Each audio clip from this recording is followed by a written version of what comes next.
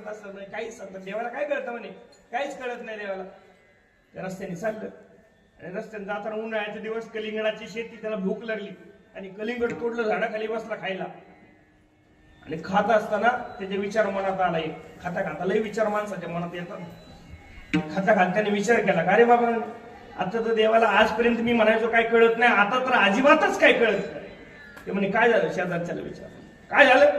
ते म्हणे काय देवाने काय तयार केली सृष्टी म्हणे, एवढी वेल आहे बारकी छोटी वायरीसारखी वेल आहे आणि त्याला भलं मोठं कलिंगड दिले आणि मी ज्या झाडाखाली बसलेलो आहे तो झाड आहे कवठाचं, भला मोठा बुंदा आहे आणि त्या वरती पाहिलं तर भलं छोट कवठ आहे, छोट कवठ आहे, त्याचा बुंदा मात्र कवीच मावत नाही. इकडं इकडं किती त्याची वेल मात्र छोटी. देवाला काही कळत नाही म्हणे. ज्याला जे फळ द्यायचं ते त्याने फळ दिलं.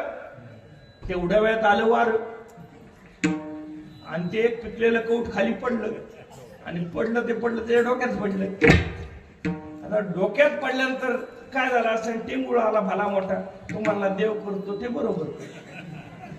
माणसाला बर माझ्या डोक्यात जर कलिंगडा एवढा कौट जर पडला असतं तर माझा भोगा झाला असता ना, मी जगलो असतो का नाही. म्हणून माणसाने देवावर विश्वास ठेवावा ही शिकवण आम्हाला संतांनी दिली. संत आमचे खरे शुभचिंतक असतात. जीवनामध्ये संत आमचे खरे शुभचिंतक असतात. काही काही शुभ होताना चिंतेत असणारी माणसं असतात. आपलं शुभ होते म्हणून चिंतेत असणारी माणसं असतात आणि शुभ चिंतन करणारी संत असतात. हा फरक असतो. एखाद्याचं चांगलं होते तरी एखाद्या चिंता असते, कसं काय झालं बाबा याचं चांगलं, अजिबात नाही झालं. आपलं शुभ चिंतन करणारे संत असतात म्हणून त्यांच्या वाटेत